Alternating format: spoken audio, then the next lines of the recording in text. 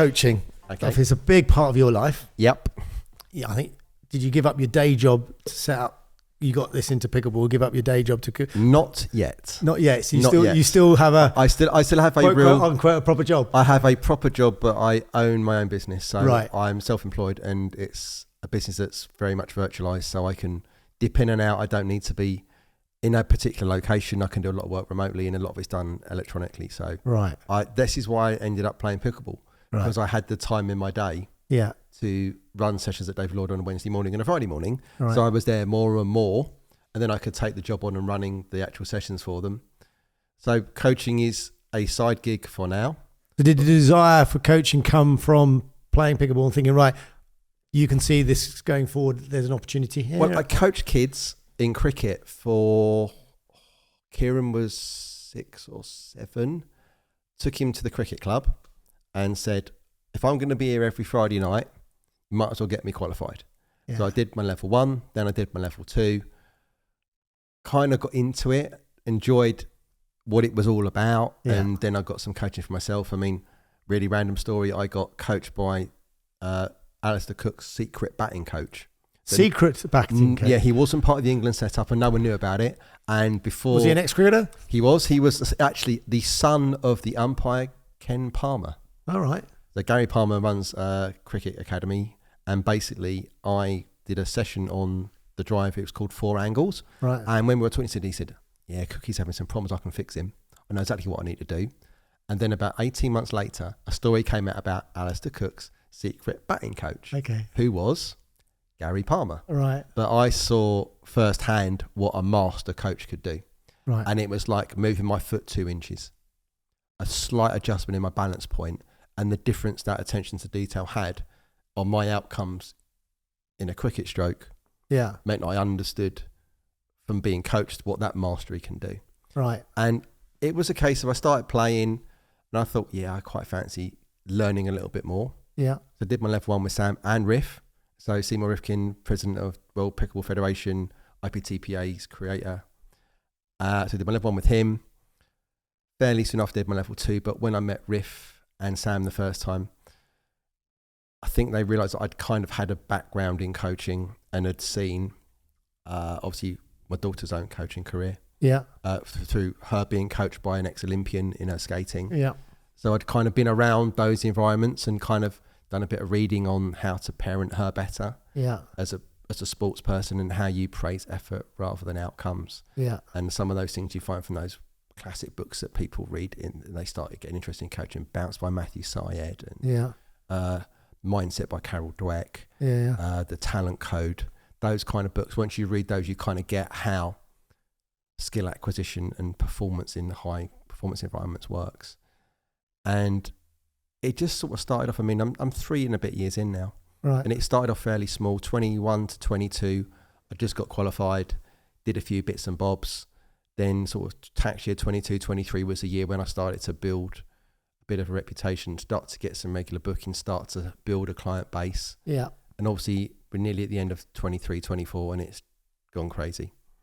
And with like most sports, though, it always seems like there's always not enough coaches or enough trainers. Are you finding that as well? I mean, I've been on your level 1. Yeah. Haven't quite completed it. Sorry for hitting you. Yeah. But, you know, like you, I was involved with football coaching with kids and I like that. And I like the idea of going a bit forward with more coaching. But there's not enough, I gather, level 2 coaches in this country? Yep, that we could do with more. I mean, not to take business away from you, but no. As a sport grows, there's only enough hours in a day where you can do your bit. There has been, I have heard at times they don't want any more level 2, they don't want a lot of level 2 coaches, and it's absolutely not the truth. Is that there's not enough of us to go around.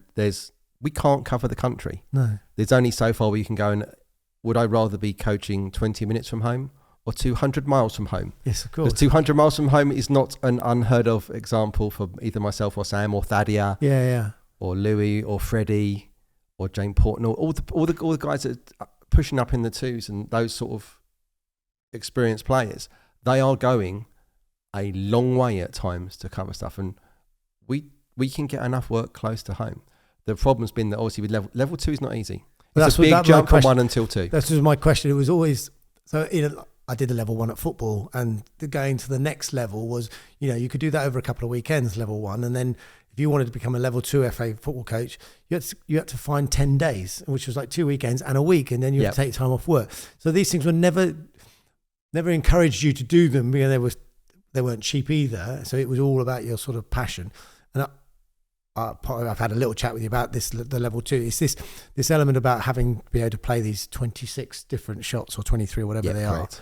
are. But repeatedly for 10 times each or something, or okay. But what I'm saying is to encourage people to get into it and become more coaches.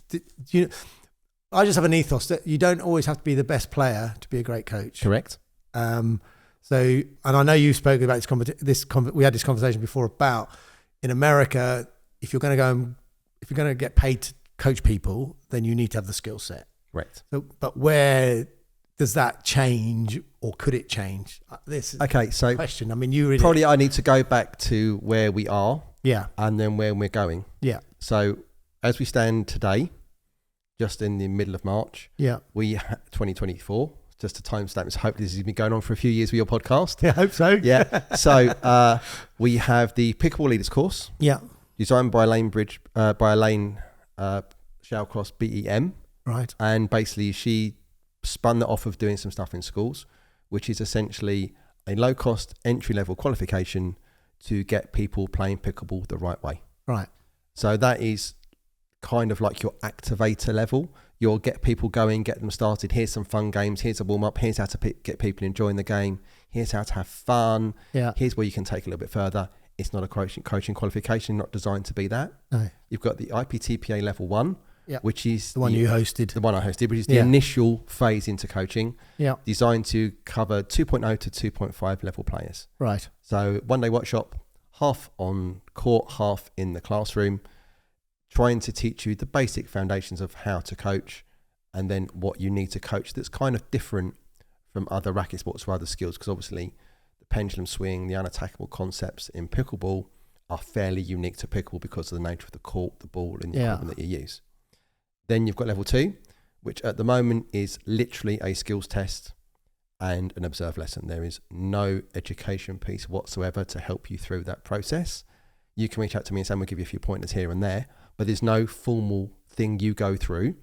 It's just hours on court, experience, learning the methodology. But everything that's in your level 1 enables you to do your level 2 if you do enough of it at the right level and understand the process of the coaching program, what the IPTPA stands for.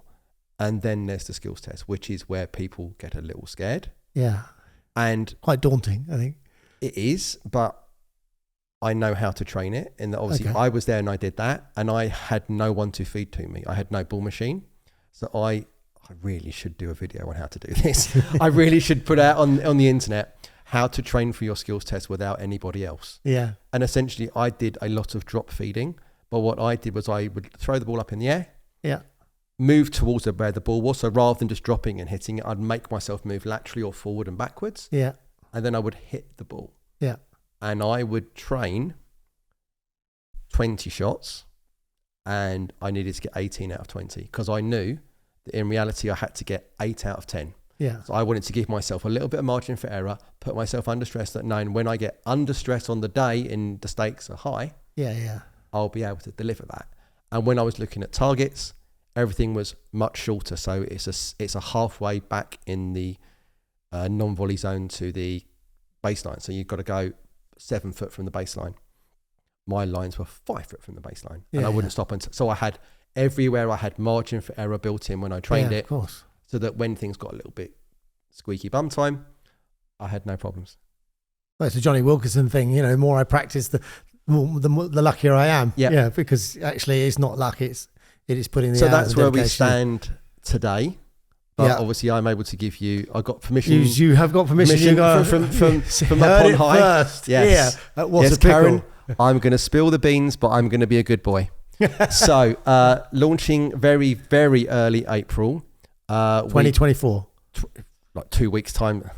We're in March. Yeah. So this might not come out for a few weeks, but we are launching the pilot of the new Pickleball England Coach One education program. Wonderful. So what we've done is we've taken what was out there, which was obviously the IPTPA course that Sam and I are very aware of and been running for 2 or 3 years longer for in Sam's case. That is the first, the most well recognised, the one that's really gone everywhere around the world of the coach education programs. Right. And then seeing how that would work better for our market. Because obviously you pay in dollars. It's not as clean as having it in-house. Yeah. For what our market requires, there's different things. We have a lot of people coming in from other sports. So time spent in a classroom kind of explaining to them how to coach, if you're an experienced tennis coach, may not necessarily be the best use of your time when you've got 8 or 9 hours with the two of us. So what we've decided to do is take it fully on court. So your entire day is on court. And what we decided to do was rather than teach you the coaching skills separately in the morning and some of the technique, and then the afternoon is all about technique and practice, we've aligned a skill on court with a coaching skill. Right. So you will align a shot with feeding progressions, or we'll align the ready position with how to adjust people. So mirroring, shadowing, adjusting people by moving the paddle, visualization. So those kind of things are taking a coaching skill and put it into real life application straight away. Right. The core foundations are the same. We've got sign off from Riff that we can do this and we can use this technology. We've attributed that. We're just waiting for him to send his introduction through to us. So there will be lots of things that are similar, which means there's a direct translation pathway available for anyone that's fully completed their level 1. Right. Because obviously the level 1 for IPTPAs, you must pass the rules test, online rules and coaching test online. Yeah. So that will continue into the new level 1 qualification. There will be a rules and coaching test. Obviously, in the American one, they don't quite do safeguard in the same way. They don't quite do DBS checks in the same way. So there's going to be an element of requiring that. Yeah. So that if you're going to go and work into environment as a full coach, you need to have first aid, DBS check, done a safeguarding course, just to be doing it the way it should be done as a quality standard. Well, if you've done them like for football, would you be able to translate them over like DBS checks? It will depend on whether your DBS is enhanced and transportable, because a lot of those DBS checks, if you get the right one, can just move straight across with you. They're literally like a passport. But some of them are just fixed there. What about the safeguarding for children if you've done that through football and things like that? Again, we're looking at how that works out. I mean, there's going to be a requirement to re-qualify every 3 years on a lot of those things. Yeah. 3 years on your DBS, 3 years on your safeguarding, 3 years on your first aid. That's just kind of a standard stuff you get in all of those sports. And that's obviously, we're ironing out the very fine details now. We've still got a couple of weeks till 3 weeks or so to the pilot's launch. So we've got to get that kind of dotted and crossed, the I's and the T's. But the course is written. It is done. All the photographs have been done. The graphic design is done. Some of the video content we're going to use outside is done. It just needs editing. So we're really on a great place. And what we know is that it's going to work for our players and for our coaches. So if you're a player coming in and you have no coaching qualifications, you'll learn some stuff that you don't necessarily know about the game, and you'll learn to coach. Mm-hmm. If you're a coach, you would learn the skills you need, and you can take a little bit of an easier ride on the actual coaching side of stuff. And as a pilot, what does that actually mean as a pilot? Who's it going to be available to?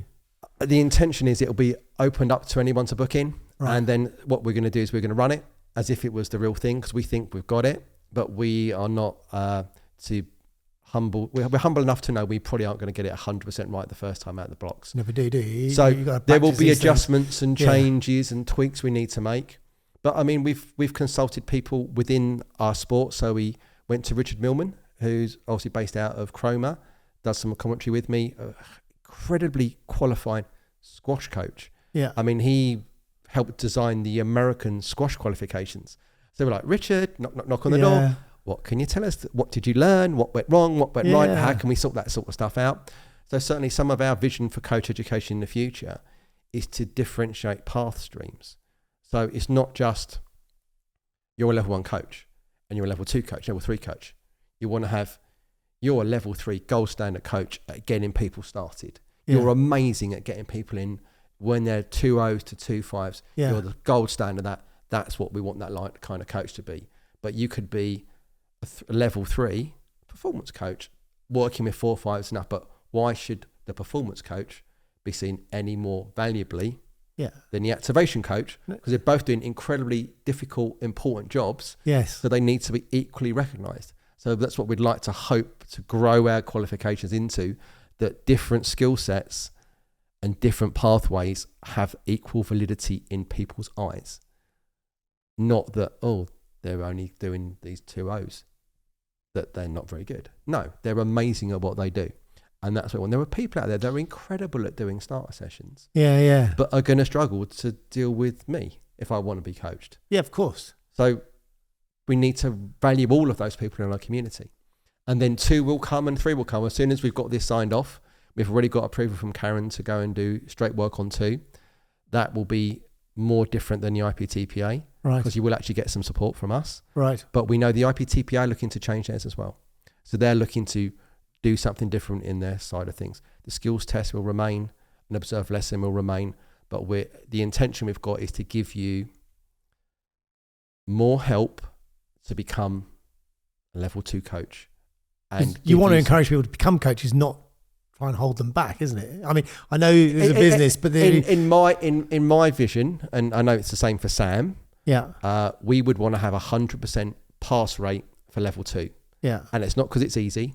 No. It's because we've given you the right support and we enable you to pass because you're able to do the things you need to do. We want to support you to grow. The intention would be to have a mentoring process as part of that. All right. So you'd actually go away, you'd plan some lessons, you'd go away and do some, and then you'd get a support call with us. So, Andy, how's it going? How do you find that session? Oh, well, Rob, I was finding this thing really tricky. Well, look, I've had that. What you want to do when you go back to the next one is just change this thing you say to them and say it this way and see what happens. So when you come to do your assessments, you've been given some guidance along the way. You don't come in cold. You don't come in blind to that scenario. You've got a much better way of coming in enabled, and you'll see the skills test early doors and you'll understand what the skills test is, and you go away and you've got time to practice it and you can come when you're ready. Coaching the coaches, isn't it, as well? That's so important. And cross-pollination, and I mean, you even get coaches like rugby going to football, and football. For example, what are all the things you can do? Well, our other person that's signing off our course apart from Riff is a guy called Richard Cheetham. Right. And he's an MBE. He Right. got his MBE for services to sports coaching and community sport.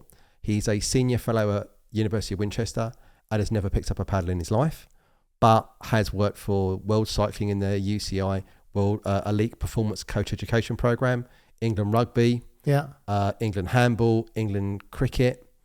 So he knows his stuff. I was going to say. What he knows about is how to deliver coach education. So he was signed off and basically said, it's refreshing to see someone doing everything on court, taking this approach rather than throwing people in the classroom. Yeah. So we engaged him from almost the first steps, and I knew him through cricket. And I said, I'm going to go to Cheats and ask him, would he be willing to get involved? So we've gone external, totally external of our sport. We've gone internal with our sport with Riff. We've got Richard from a side discipline that's also within our sport. So we really feel that we've put a lot of effort in to get external input to get this right. So I'm very conscious of time. I mean, it's 10 past 12, by the way. I've got time if you want to keep going and do a two-parter. No, it's fine. I'm just trying to come towards wrapping up. So the future of pickleball, where would you like, if I'm still going in 5 years, which I'd like to think, and we have another sit down, and what do you think? What would you like to be talking about? Where would you like the game to be in the UK? If I think about where we are now and what's going on and what's happening, one thing we haven't talked about is obviously PPL. So the Franklin Premier Pickleball League is obviously something that started up this year. Ed Hares, you do a bit of commentary Louis on it, don't you? I am the main commentator for PPL. Do you need help? I get asked this quite a bit. I'm available. There are a few commentary things I've got coming up in not just PPL. There's some other events where I've been asked to kind of organise the commentators, be the main voice for that, which would be a lovely place to go for me because I'm aware I'm ageing. So if I can slowly transition to the chair rather than to the court, and but pickleball you can play it forever. Absolutely, I can. But if we get to a point in 5 years where it's televised, then that wouldn't be a bad place to be. But obviously, I want to see the PPL to grow because having been around that for the last year, seeing the growth in the game at that level from the first matches to the last matches has been incredible. The ability to play at the highest level in and amongst that has been huge, and seeing the change in the drafted players, seeing the growth in the undrafted players that have come in to fill in a hole occasionally, and the strength in depth there, it's really exciting to see where that's going, and it's only going to go in one direction. Next year they're looking to bring in challenger levels, masters. Yeah, I heard that from Vadia saying there's over 50s. And yep. Do you want to explain to people that what the PPL is? The professional pickleball league in the UK. It's the Premier Pickleball League. Premier Pickleball League, sponsored by Franklin, obviously Pickle England sponsor as well. Yeah. And essentially, it's a team-based event. So I've got one of the teams in there. Right. And what you do is there's a draft process. If you look at the Major League Pickle in America, you look at the MLP events we do in England, it's a similar kind of thing where they appoint captains who then draft from the available pool of players to build their teams and then compete over a season. And it's normally 2 matches. In PPL, we get singles, right, gender doubles, and mixed doubles. So from memory, there's 6 matches per round. Right. They play best of 3 to 15 with a freeze, although the upcoming final, they're going to take the freeze away. Right. So it's just going to be a straight first to 15 race to the finish.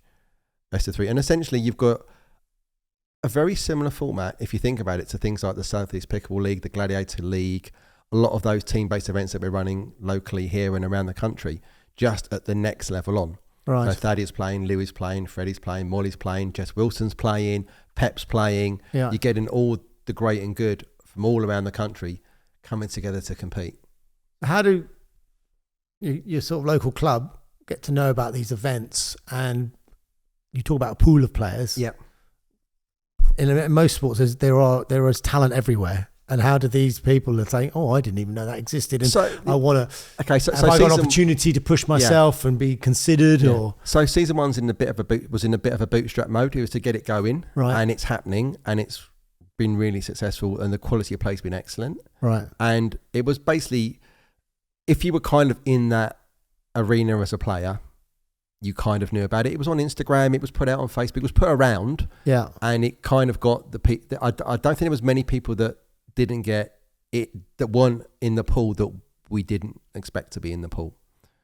So the people that you expect to be there were there. Yeah. So anybody that wasn't in there probably wasn't at the level we were expecting. But obviously that is a sport that evolves so fast. Some of the players that are coming in that were nowhere 3 months ago are coming in, and it's like boom, because they're coming from a racket sports background. Yeah.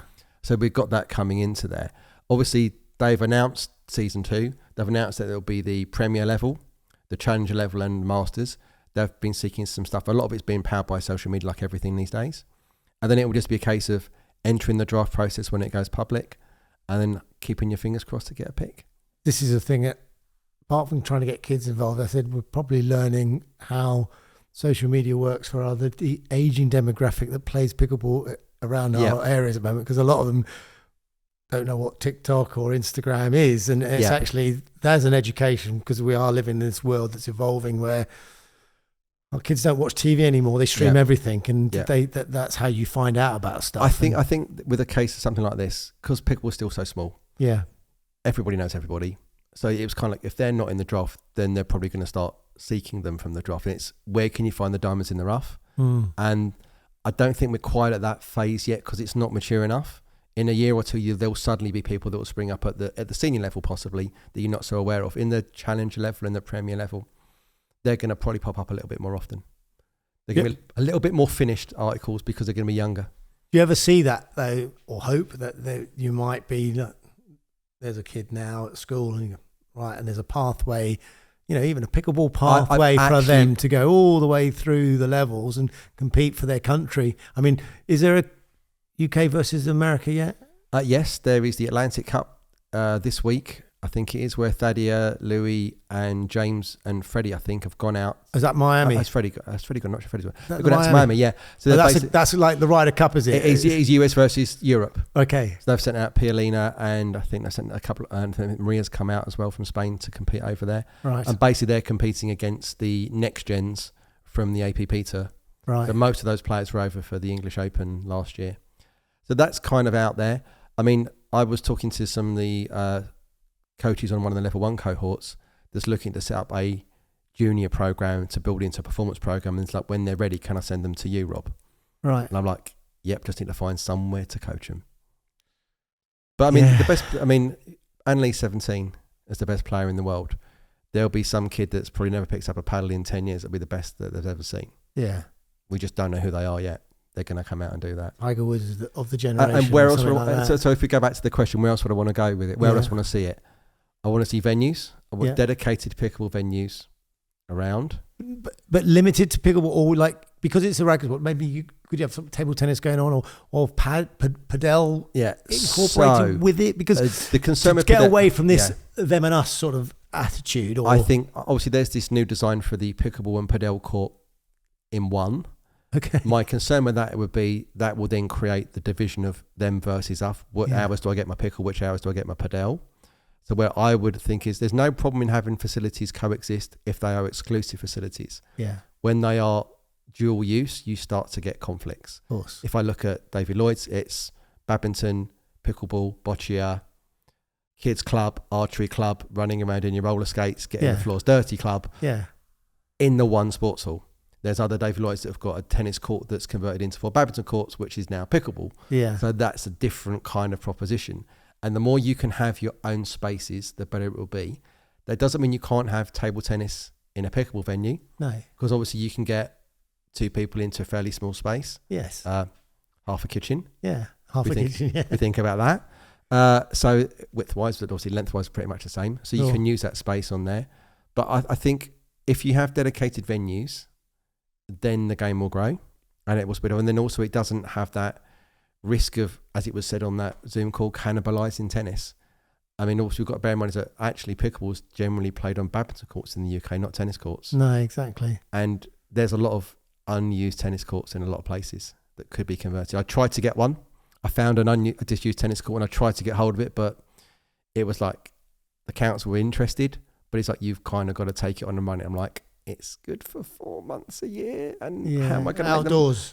How am I going to make the model stack? Yeah, no, because you've got to get the foot traffic through. But there will be some bold entrepreneurs out there. Yeah, and I know they're out there, and I know they're looking, and I know it's happening, and there will be spades in the ground that we haven't seen yet that are happening that we just don't know. Yeah, and there will be venues coming, and when those venues come, the game will grow. Yeah, because suddenly it'll be even more accessible because they'll be go to the pickleball place. Don't go to somewhere that's a school. It'll have an instant attraction because of that. The other thing that will happen is obviously money will come in, because obviously that then commercializes it in a good way, because anything that needs to grow needs money behind it. Of course it does. Otherwise, up until now, predominantly pickleball's been done for love. And obviously you think about Sam going pro in kind of consulting and coaching, Thaddeus being a professional player, Pay being a professional player, me being semi-pro, I mean a pro as a coach, but not making my entire living on that.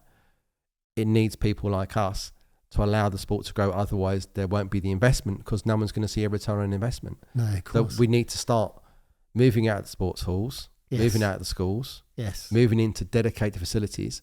They can still have all the clubs that run in the sports halls. We don't need to lose any of that. We just need to look that dedicated venues are a different proposition and can do different things, and then can grow the sport. Look at America. America's full of park courts. That's their closest equivalent to a degree of our schools and our club system here, to a degree, a little bit more open access. Yeah. Then you look at Lifetime Fitness, you look at Chicken and Pickle, you look at Smash Park, all these places that are just dedicated. Well, that's what I was thinking. I was thinking like they do it now with Top Golf, you know, like a facility where you get a lot of the youngsters can go and they can go and have a burger and play golf, simulated courses, and you know, and they can have a good night out and even take their girlfriends because they don't have to go walk around for miles. I've always suggested there should be a pickleball singles night. Yeah. And it's not that you play single. It's not that you play singles pickleball. You actually go and do a dating kind of stuff. Pickleball dating. Yeah, pickleball singles. You heard it here first. But there's most sports venues. If you think about the bigger clubs like your David Lloyd's, your Nuffield, your Bannatynes, they're making money out of their food and drink and beverage offerings, as well as their memberships. Yes. And the risk with any pickleball centre is obviously you're paying for square footage. Yeah. And how can I make the revenue from that square footage? Yeah. And often food and beverage is a great way of building it in. A club shop is a great way of doing that. Yeah. Subletting spaces is a great way of doing that. And then you've got the pickleball offering as well. And the more you can wrap around the pickleball, the more you can attract someone. I mean, for me, what I would love to see is all these disused big stores sitting on retail parks that are empty, owned by British land, that no one's doing anything with. They're just derelict, with a Starbucks, Costa or other coffee brands are available in the front as a little booth thing that's part of the pickleball centre.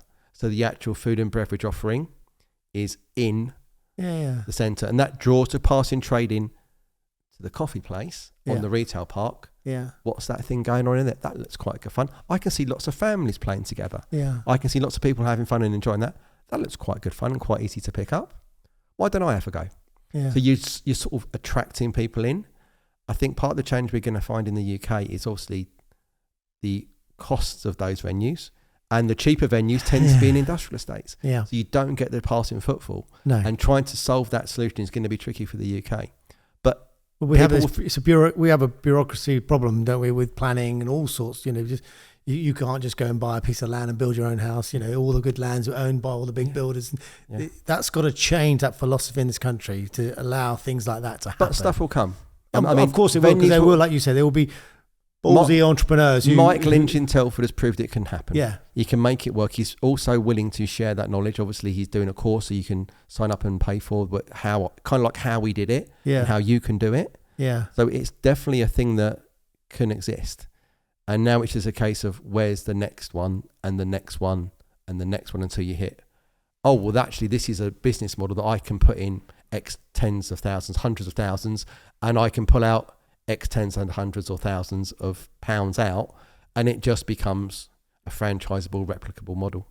And there's so much can go with it, because I don't know if you're aware, my wife, she's a sports remedial massage therapist, and she's amazed really at the lack of rehab, or actually how people look after themselves. I mean, the warming up, I mean, you don't see it at tournaments. People turn up and they just get on, and there's a lot of people carrying lots of injuries and stuff. And, we're looking at things for her to get involved with pickleball, because there is such an opportunity to help people as well. If she needs anyone to work on golfers and tennis elbow, I'm here.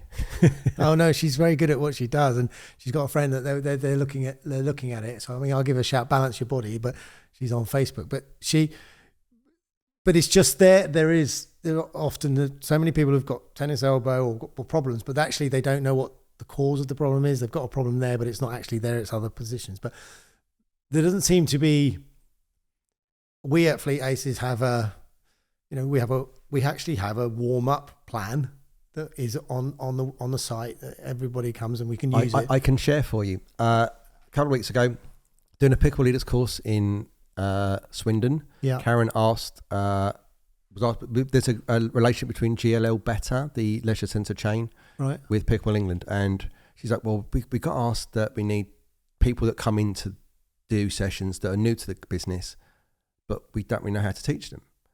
And what can we do? It was like a last minute thing. It was just an idea. It didn't go into. I said, well, why don't we just film one of us doing one of the courses, and then we can pull content out of it. Yeah. So actually what happened was, okay, let's invest a little bit of money in that as Pickle England. So in the new coach education program, when it's signed off and edited, there will be a pickleball warm-up, both dynamic and static, of me on camera leading that in a session for a Pickleball Leaders course, which will also go into... They're not finding a model, Rob, you know? It was expedience and convenience. I'm not quite as bendy as I was a couple of years ago. I was doing yoga, but I was still able to get there. But there will be stuff basically from toes to nose. Yeah. So basically, what we need to be mindful of is that in pickleball, a lot of our demographic is still older. Yeah. So we need to look at probably more of a static warm-up with stretching involved before getting dynamic. Well, ours was put together with the help of a qualified physio as well in the club, and we had those conversations because, I mean, as a sporting person growing up, you used to cold stretching, and then there was a period when people said they frowned upon it because you got to go and warm up and you got to run and get the blood flowing.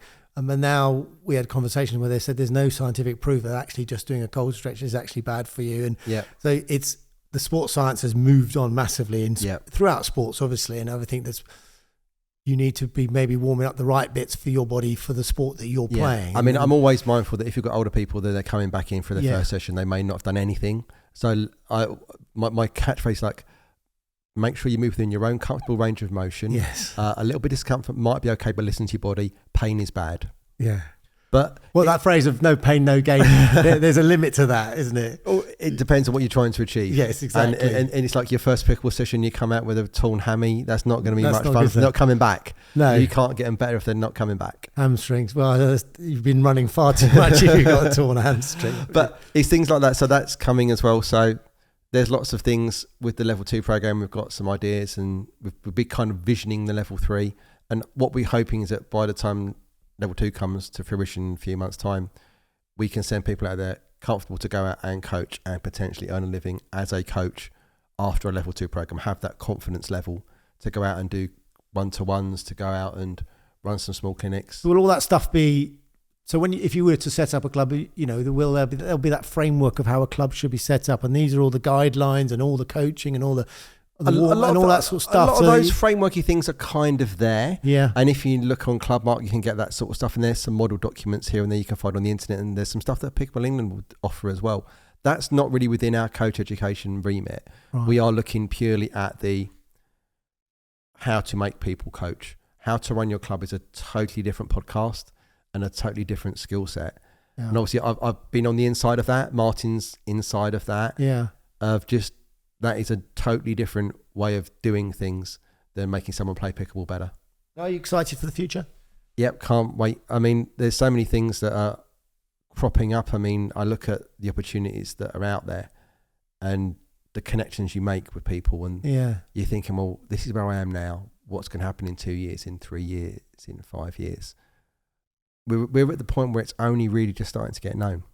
Well, that was part of my motivation of getting involved. You know, when you heard of the numbers, like I think Karen was saying, you know, registered is about 11 or 12,000, but you know, we think there's more playing, and then and in America, what is it? It's like they say there's 9 million, but they think it's 36 million. They think it's 36 are playing it. Next year, they want to be 25,000 people registered playing in this country. I mean, that's a very small number when you think of the population and the demographics, but it can only grow. And I'm really excited. If you look at exponential growth, I think is the thing. Look at how it's doubling every year. Yeah. And with no real resource. It's being done by volunteers, by people that are keen. One club offshoots off for another club offshoots, another club. Someone sees this and sets up, and it just keeps growing organically. So it's not being artificially grown. It's just happening. I mean, Karen's always thinks about the Jackson song, Can You Feel It? She's kind of feeling that's that tipping point is hitting. Yeah. And I can look at, just from my own experience in the coaching side of it, how the desire and the demand has grown from 24 to 23, from 22 to 23, just how it keeps going like this. It's wonderful. It just brought back a memory, because Sarah and I went down to Cornwall. We were in Poles F, and we were parking up, and we just got out and we looked, car right next to us, these two people got out, husband and wife, and went, we know you from somewhere. Oh my goodness. SCPL Pickleball, what are you doing in Cornwall? And it was immediately, there's a connection, and you're just like, that's the wonderful thing. It's not just limited to pickleball, but sport in general. I found that through my years of playing rugby, that every year I go and play another team, and your guy, you didn't know him from Adam, but you had this healthy respect, and it's just that wonderful. I think sport brings people together. There's a joy that can be brought by just participating, and that reinforced it for me on Friday. It was quite cathartic and a really emotional thing. I think it was really great. And that young lad you talked about, the spin-off that's come from that. And I just think I'm really excited, because my boys have been doing their sort of social media for a couple of years, and they've grown quite big. And I just hope that I want this to be about the community, about pickleball, talking about pickleball, growing everyone else's journey, yours, the next person, whatever. I met Lloyd yesterday, and there's a funny story there, maybe not right now, but you know, the conversation with him, because he's a young lad who started up a business, and you know, his journey. I spoke to Lauren the other day, and I said to Tim, I would like to get you on because you're a young'un, and I want us from your perspective. And he said, well, I'm doing a thesis or project, and I would like to maybe talk about it. Great. And because I think we can get it out there to everybody, and it'll be wonderful. Rob, thank you ever so much. Thank you, Andy. It's been a real pleasure. Thank you.